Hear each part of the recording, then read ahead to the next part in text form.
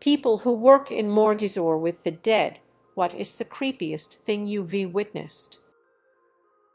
Not necessarily the creepiest thing, but the funeral home I worked for liked to embalm as soon as possible after death. I had embalmed a man that was dead for less than 30 minutes an hour. He was still warm and rigor had not set in yet. I kinda just held his hand for a minute before I got started. Edit. Whoa, I'm really happy this comment blew up. It really shows that compassion isn't dead. Thank you. Worked at a mortuary for a few years. We have methods to keep the jaw shut for viewing, otherwise it would gap open due to the angle of the head and neck. During a viewing the device failed and this gentleman's mouth literally popped open. The lead embalmer was not on site, so I did my best. Ushered the family out of the room and superglued his mouth shut, but he didn't have teeth and supergluing just his lips did not work. It looked as if he was attempting to scream.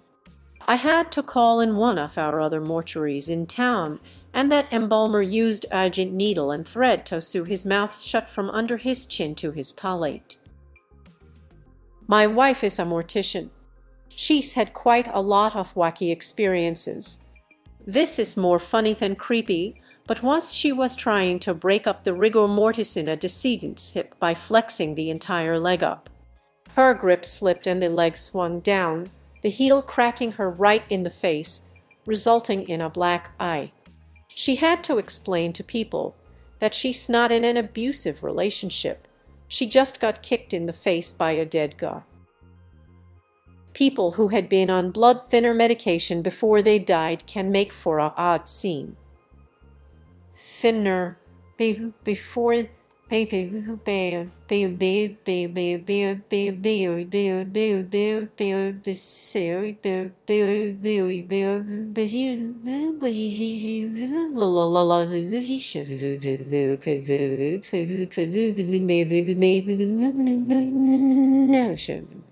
saw a guy that had died looking out of his window, so he was discovered with his head on the windowsill, and there was a thick column of jellied blood from his nose to the floor.